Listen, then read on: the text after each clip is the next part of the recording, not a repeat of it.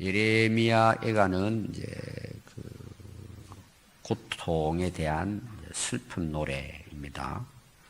그래서 어제도 우리가 말씀을 보시면 이 예레미야 선지자가 예루살렘의 그 비극에 대해서 자기가 그 고통하는 그런 말씀을 우리가 봤습니다.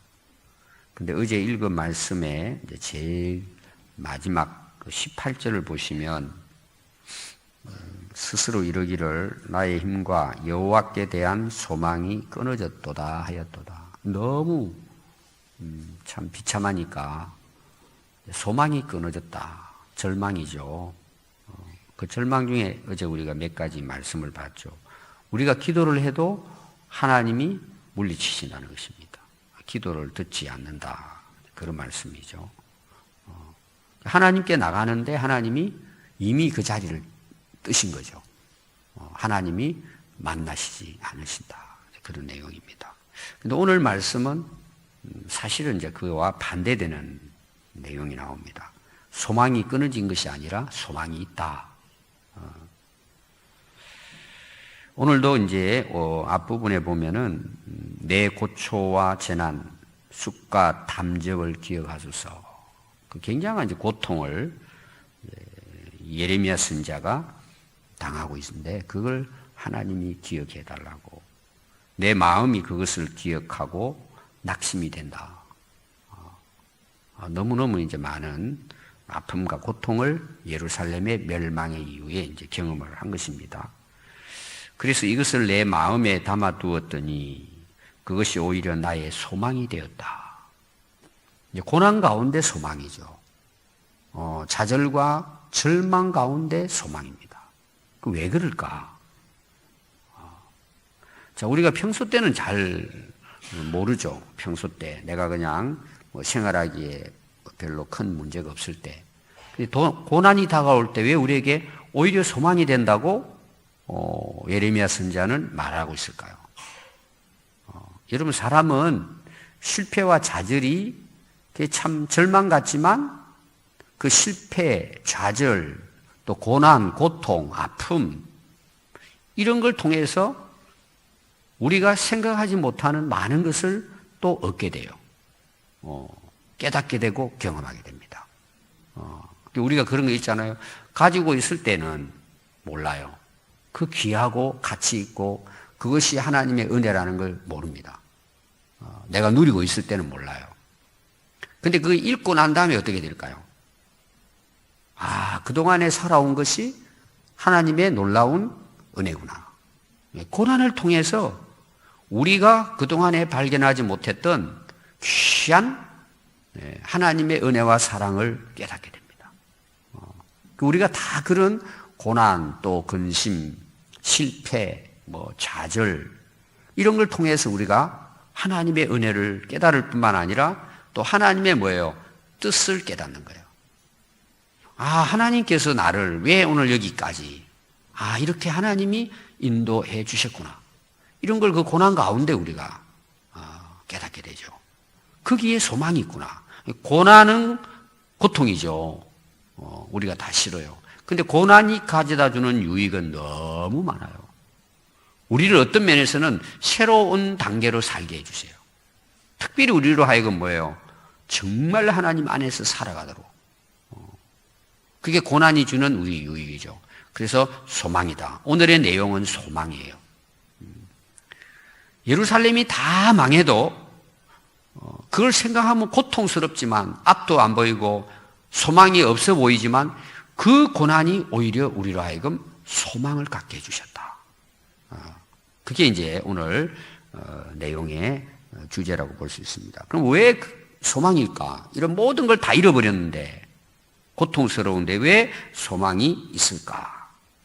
자, 22절에 그 답이 나와요. 여호와의 인자하심이 긍휼하심이 무궁하시기 때문이다. 인자는 구약의 그 하나님의 사랑을 표현한 단어입니다. 오늘로 우리로 번역하면 사랑이죠. 사랑. 하나님의 사랑. 헤세드라 그래요. 헤세드 히브리어로. 신약에 와서는 아가페라 그러죠. 사랑입니다, 사랑. 하나님의 사랑이 영원하다는 것입니다. 우리를 향한 하나님의 긍휼하심이 영원하다, 무궁하다, 끝이 없다는 것이죠. 그래서 우리가 진멸되지 아니함이니이다. 자, 진멸이라는 뭐예요? 바닥에 아무것도 없다는 거예요. 싹 없어져 버렸다는 거예요. 그런 그 바벨론의 그 엄청난 침략을 받고도 포로로 끌려가고 또 다른 나라로 이렇게 피신 가고 또 예루살렘 안에 또 남아 있잖아요. 하나님의 긍휼과 하나님의 그 사랑이 다 진멸하지는 않았다. 지금까지 우리 이스라엘이 현재 존재하고 있잖아요. 우리에게 소망이 뭐냐? 하나님의 사랑과 긍휼하심이 무궁하시다. 우리가 하나님을 어떤 분이라고 이야기합니까? 여러 가지로 우리가 이야기해요, 성경은. 근데 가장 많이 나오는 부분이 있다면 하나님은 인자와 긍휼이 무궁하신 분입니다. 우리가 그것 때문에 지금도 뭐예요? 여기까지 우리가 살고 있습니다. 하나님의 사랑과 하나님의 긍휼하심. 우리가 이것 때문에 뭐예요? 구원을 받는 거죠. 그래서 여러분들이 이제 주일날도 또 그 전 주일도 예수님 앞에 나와서 부르짖는 내용이 뭔 줄 아시죠? 나를 긍휼히 여겨 주십시오. 나를 불쌍히 여겨 주십시오. 우리가 하나님 앞에 나갈 수 있고 우리가 소망을 가질 수 있는 것은 하나님이 나를 향한 사랑과 긍휼하심이 영원하기 때문입니다. 이스라엘 백성들을 향해서도 마찬가지죠. 또 23절을 보시면 이 모든 것들이 아침마다 새롭대요. 새롭다는 게 뭘까요? 그 영원하다는 말이거든요. 아침마다 새로운 거죠. 그냥 오늘도 우리가 아침을 맞이했잖아요. 새벽을 맞이했습니다. 우리는 그냥 어제의 아침이라 생각해요. 똑같다고 보는 우리가. 그러나 완전히 다른 거예요, 오늘은. 오늘도 새로운 거예요. 하나님께서 오늘 또 아침을 우리에게 새로운 사랑과 긍휼로 오늘도 우리를 붙드시는 거예요. 오늘 이 새벽에도 마찬가지입니다. 아침마다 새로운 거예요. 그 하나님의 사랑과 긍휼하심이 날마다 샘솟듯이 내 안에서 넘쳐납니다. 그게 뭐죠? 내게 소망이 있다. 그리고 주의 성실하심이 크시도다. 성실은 변함이 없는 거잖아요. 신실하시죠. 신뢰할 만한. 하나님은 날마다 우리에게 인자와 긍휼로 함께 하십니다. 또 24절에 보면 내 심령에 이르기를 여호와는 나의 기업이시니 그러므로 내가 그를 바라리이다. 여러분 소망이 뭘까요? 하나님을 향할 때예요. 하나님을 바라볼 때는 항상 소망이 있어요. 우리가 세상 끝을 붙들려고 나가지만 결국 가니까 뭐예요? 성경에 여러분 재미있는 표현들이 있습니다. 우리가 구름을 잡을 수 있어요, 손으로. 기름을 우리가 손으로 움킬 수 있어요. 사이사이로 다 흘러내려버리죠. 우리가 이 세상 것 잡으려고 달려가지만 결국 나중에 가서 보니까 바람을 잡은 거예요, 바람을. 우리가 전도서 내용이잖아요. 막 잡아보려고 막 몸부림치는데 나중에 가서 보니까 잡은 것 같았는데 손을 펴보니까 없는 거예요. 그냥 내 힘으로 내 방식으로 내가 살아온 경험으로 예수님의 제자들 베드로 특히 고기 잡아보려고 막 밤새도록 그물을 내렸어요. 밤새도록. 근데 와서 그물을 펴보니까 뭐예요? 빈 그물이에요. 굉장히 많이 잡힌 걸로 생각했는데 결론은 가서 뚜껑을 열어보니까 안에가 비어있더라는 거예요. 세상의 소망은 결국은 뭐예요? 절망입니다. 끝이. 근데 주님을 바라보는 삶은 어떨까요? 소망이라는 거죠, 그것이. 우리 진짜 소망이라는 거예요. 거기에 영원한 것이 있는 거죠, 영원한 것이. 그래서 결국은 이 고난과 고통과 좌절 가운데 우리에게 소망이 있다는 거예요. 하나님의 긍휼과 자비하심으로. 그래서 어떻게 한다고요? 나는 그 주님을 바라만 봅니다. 내가 그를 바라리이다. 소망은 어디 있다고요? 주님을 바라볼 때예요. 아멘. 주님을 향할 때 우리 인생은 소망이 있다는 것입니다. 그래서 하나님께서는요, 25절에 기다리는 자들에게나 구하는 영혼들에게는 여호와는 선하시도다. 선하시다는 말은 뭘까요? 우리에게 좋은 것을 공급해 주신다. 긍휼과 자비하심이죠. 사람이 여호와의 구원을 바라고 잠잠히 기다림이 좋도다. 자, 오늘 소망을 가진 자의 몇 가지 특징이 나와요. 하나는 뭐예요? 주님께 나가서 주님을 바라는 거죠. 구원을 바라고 그를 바라고, 또 아래 보면 우리가 하나님 앞에 부르짖고 이렇게 이제 나옵니다. 오늘 말하면 기도죠, 기도. 하나님께 소망을 둔 자는 이제 하나님께 구하죠. 근데 구하고 바라고 그다음 좋은 게 말씀이 뭐냐 하면 잠잠히 기다림이 좋다, 이런 내용이 나와요. 자, 소망을 가진 자의 특징이 뭔 줄 아세요? 잠잠히 기다립니다. 하나님께 대한 소망을 두고 있는 사람의 특징이에요. 하나님께 늘 구하지만 뭐예요? 조용히 하나님의 그 인도와 이끄심에 대해서 기다리는 거죠. 하나님의 때를 기다리는 것입니다. 하나님께 소망 둔 자는요, 하나님의 그 이루실, 그 하나님의 영원한 자비와 긍휼하심에 대해서 믿고 뭐예요? 잠잠히 기다리는 거예요. 잠잠히. 기다리는 자에게 어때요? 때가 되면 열리는 거예요, 열매가. 잠잠히 기다린다. 오늘 그 기다린다는 의미의 내용이 이제 몇 군데 나오거든요. 28절에도 보면 잠잠할 것은, 이 잠잠하다는 무엇과 관련되어 있을까요? 우리의 말하고 관련되어 있어요. 우리 말. 우리의 그 입으로 말하는 거 있잖아요. 우리가 말이 너무 많은 사람에게 좀 조용히 하라 그러죠? 잠잠히. 여러분, 우리가 인생이 말로만 된다면 얼마나 좋겠어요. 근데 안 되잖아요. 오히려 뭐예요? 우리가 입을 다물고 하나님을 바라고 하나님께 구하는 거예요. 할 말이 많지 않아요. 만나다 보면 사람들이 다 기다리라는 겁니다. 믿음은 기다림이에요. 하나님의 때를 기다림이에요. 끝까지 기다림이에요. 진짜 하나님께 소망을 두고 사는 자는요, 기도합니다. 그리고 뭐예요? 잠잠히 기다립니다. 하나님의 그 때를 기다리는 거죠. 끝까지. 하나님의 성실하심은 영원하기 때문이에요. 하나님의 그 성실함을 믿고 기다립니다. 어떻게 기다리느냐? 거기 29절 보면 재미있는 표현이 나와요. 그대의 입을 땅에 티끌에 댈지어다. 혹시 소망이 있을지로다. 자, 예루살렘 다 망했습니다. 그 비참한 거에 대해서 어제까지 우리가 봤잖아요. 자, 잠잠히 하나님께 소망을 두고 기다리는데 어떻게 기다리냐? 네 입을 땅에 티끌에 대라는 거예요. 이 원래 뜻은 뭐냐? 네 입을 티끌에 묻어라, 그런 뜻이에요. 땅에 이제 그 옛날 그 팔레스타인 지역 같은 경우에는 그 사막 지대잖아요. 먼지가 막 푸석푸석 이렇게 일어나는 길이죠.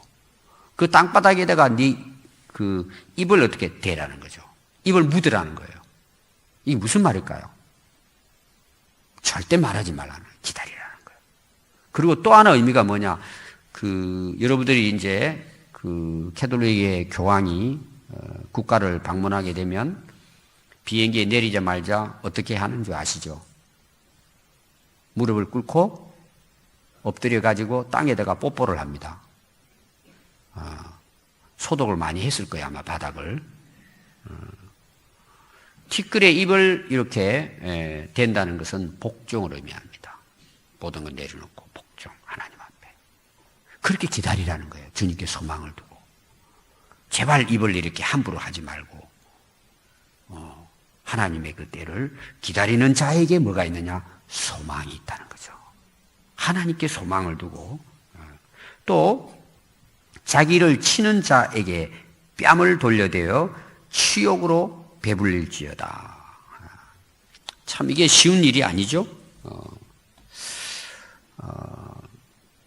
예수님은 이제 이쪽 뺨을 때리면 저쪽을 돌려대주고 이런 이제 내용도 나오고 있죠.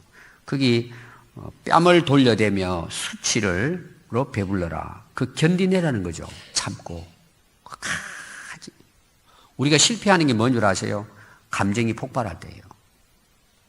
왜 폭발해요? 내 자존심이 있는 거죠. 확 올라온단 말이에요. 올라온다. 거의 대부분 인생의 실패가 어디서 오느냐 하면은 감정적으로 행동할 때예요. 확 올라오는 거 있잖아요. 사람마다 다 그게 있습니다. 자기의 어떤 수치, 오늘 여기 보면 그 수치를 배불러래요. 다 받아 먹으래요. 여러분, 우리가 신앙이 성숙되면 성숙될수록 남이 나에게 어떤 그런 수치감 있잖아요. 치욕, 모멸감, 이런 거 있잖아요. 무시당하고. 이래 했을 때 우리 사람들이 못 참아요.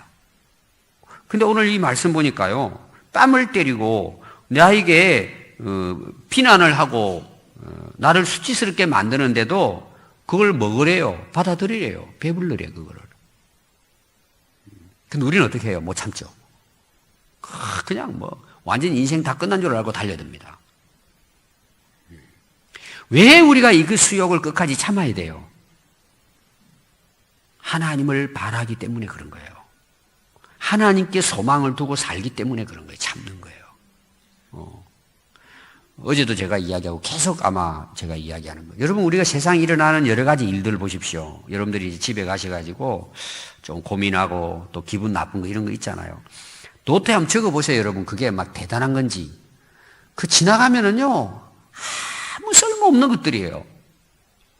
근데 그걸 못 참아가지고 그걸 견디지 못하는 거예요. 그래서 한 번씩 하나님께서 우리에게는 그런 걸 테스트 하십니다. 근데 그것 때문에 막 난리가 나죠. 아직 멀은 거예요. 아직 멀은 거예요. 그거. 특별히 우리가 뭐예요?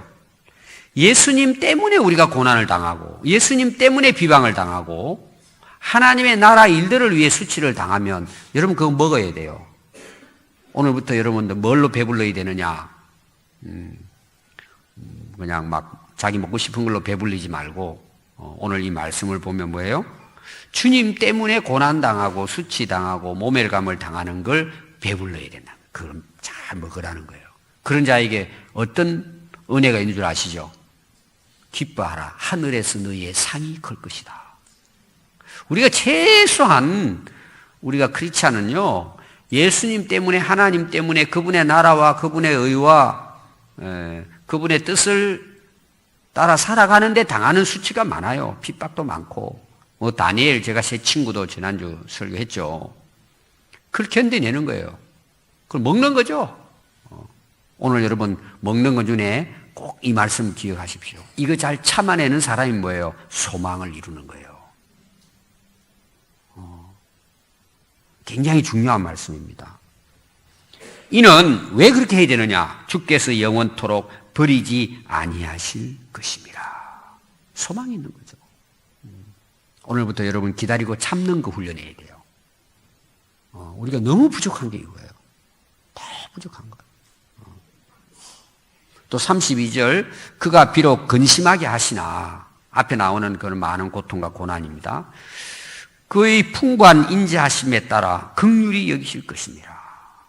결국은 하나님의 긍휼과 자비를 깨닫게 됩니다. 그 은혜를 누리는 거죠. 33절 보면요, 주께서 인생으로 고생하게 하시며 근심하게 하시면 본심이 아니로다. 참 귀한 말씀이죠. 하도 이스라엘 백성들이 말을 안 들으니까 회개하고 돌아오라고 고난을 주는 것뿐이죠. 하나님 왜 우리에게 근심과 고난과 고통을 주시겠어요? 그게 본심이 아니죠. 결국 뭐예요? 돌아오라고. 하나님을 바라보고 하나님의 긍휼과 자비하심을 구하고 하나님께 우리 인생에 소망이 있다는 것을 깨닫게 하기 위한 거죠. 그 전까지는 사람들이 놓지를 않아요, 이걸. 끝까지 붙들고 있는 거예요, 이게. 이게 여러분 참 고지라 돼가지고요. 여러분 그런 거 있잖아요. 오래된 그 나사 같은 거 풀리면 풀려요, 안 풀려요? 안 풀립니다. 그럼 이제 기계 같은 거 가져와가지고 힘을 줘가지고 딱 돌리죠. 그럼 뚝 하고 부러져 버립니다. 여러분, 그때까지 가면 안 되는 거예요. 이 예루살렘이 왜 이렇게 초토화돼 버렸느냐? 녹이 쓸어버린 거예요, 이제. 돌이킬 수가 없는 거예요. 너무 오래돼가지고 아예 그냥 나사하고 너트하고는 한 살이 돼버린 거예요. 썩어가지고. 녹이 들어가지고 그냥 한 살. 이건 돌릴 수가 없어요. 돌려보니까 뭐예요? 뚝 하고 끊어지고 끝나버리는 거예요. 풀어져 버리는 거예요. 여러분, 우리의 심령이 그때까지 가면 안 됩니다. 하나님이 고난을 주실 때요, 빨리 돌이켜야 돼요. 빨리. 그래서 그게 뭐죠? 하나님의 본심이라는 거예요. 때리는 게 하나님의 목적이 아니라 하나님께 돌아오는 것이 하나님이 그걸 위해서, 어떻게 보면요, 고난이 우리에게 유익이 되게 하기 위한 거죠. 이 고난은 모든 게 다 그래요. 이스라엘 역사를 보면 세상에 있는 모든 갇힌 자들을 발로 밟고 지존자의 얼굴 앞에서 사람의 재판을 굳게 하고 사람의 송사를 억울하게 하는 것은 주님이 기뻐하지 않는 일이다. 이거는 바벨론에 대한 이야기입니다. 바벨론이 하나님께서 유다 백성들을 때리도록 막대기로 사용하는데 돌을 넘어버린 거예요. 돌을 넘어버렸다는 것입니다. 짓밟고 이렇게 했다는 거죠. 자, 그게 중요한 게 오늘 재판과 송사가 나와요. 우리나라 여러분 역사가 지나가면서 20년, 30년 전에 정치적으로 많은 고생을 했던 분이 지금은 무죄로 밝혀지죠. 지금도 많은 사람들을 정치적으로 압박하고 보복하기 위해서 법으로 걸고 억울하게 감옥에 가는 거예요.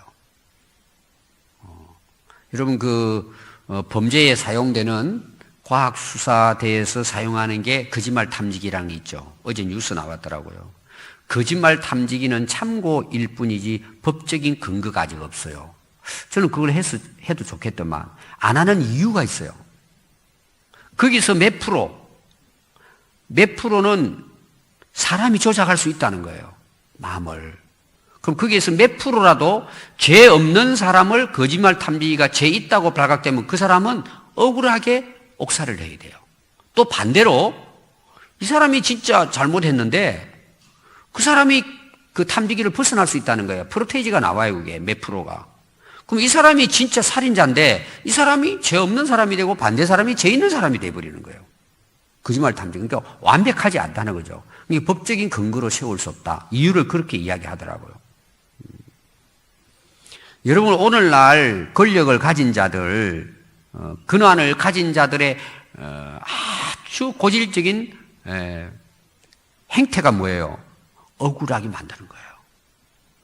죄 없는 사람을 죄 있게 하고 죄 있는 사람을 풀어주는 거예요. 다 그게 권력과 정부가 잘못되게 될 때 법관들이 다 정치적인 법관들이 되는 거예요. 지금 우리나라 다 그 문제들이 계속 지금도 그것이 진행되고 있단 말이에요. 이것이 참 안타까운 일이죠. 절대 하나님이 기뻐하지 않으시고 오늘 거기 보니까 지존자의 얼굴 앞에서 나와요.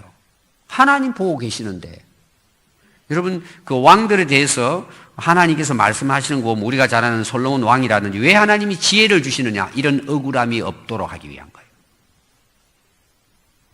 애매한 사람이 고난을 당하는 것, 하나님이 반드시 거기에 대해서는 신원하십니다. 우리가 요한계시록도 보면은 죄 없는 자가 고난 당한 것 하나님이 갚으신다는 거예요. 여러분들이 다른 사람들에게도 함부로 정죄하고 여러분들이 그냥 추측을 해가지고 절대 그런 여러분 잘못을 범하면 안 돼요.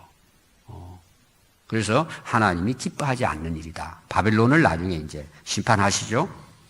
마지막입니다. 37절. 주의 명령이 아니면 누가 이것을 행하냐. 모든 것은 주의 뜻대로 이루어진다는 것이고 복과 화가 지존자의 입에서 나오지 아니하느냐. 하나님은 어떤 분이에요?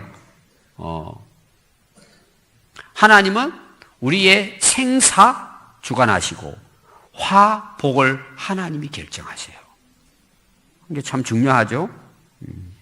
하나님의 말씀에서 나옵니다. 그래서 결론적으로 오늘 보니까 33절에 살아있는 사람은 자기들 죄 때문에 벌을 받나니 어찌 원망하랴. 자기가 잘못한 것에 대해 하나님은 벌을 하신다는 거예요. 그러나 하나님의 자비와 긍휼은 뭐예요? 자기를 바라고 소망하는 자에게 하나님이 선하신 은혜를 베푸십니다. 그게 하나님의 본심이라는 거죠. 여기에 원망하지 말라 나오죠. 오늘 많은 사람들은 나는 책임이 없다고 생각하고 나는 잘못이 없다고 생각해요. 다 남 탓하는 사람이 있어요. 다. 결론은 자기가 책임져야 돼요. 인생은. 그렇죠? 여러분 아담부터 보세요. 전부 다 핑계대죠. 탓하고. 그러니까 뭐예요? 에덴 동산에서 쫓겨나는 거예요. 하나님을 바라고 그들이 하나님 앞에 회개했다면 뭐예요? 하나님이 자비와 긍휼로 용서해 주시겠죠. 그래서 여러분 우리가 진짜 하나님 앞에 선 사람들은 원망하고 탓하지 않습니다. 항상 내 책임으로 받아들이는 거예요. 그러니까 그 사람 뭐예요? 날마다 새로워지고 성숙되고 하나님의 은혜를 공급받는 거예요. 우리가 환경에 어려움이 있어요. 결론은 내가 책임져야 될 상황이에요. 다. 벗어날 수 없어요, 여러분. 근데 왜 자꾸 다른 사람에게 원망하고 막 다른 사람을 탓하고 자기는 돌아보지 않으니까 맨날 그 사람 뭐예요? 그냥 남 탓하는 것 때문에 그냥 막 속에서 병이 드는 거예요. 오늘 여러분 원망을 내려놔야 돼요. 하나님께 소망을 두고 하나님께 구하고 하나님의 자비와 긍휼을 구하고 우리는 하나님을 기다리고 하루하루 하나님의 인자와 긍휼을 기다림이 좋은 거예요. 오늘도 하나님의 그 크신 은혜가 우리 모두에게 있기를 바랍니다. 기도하겠습니다.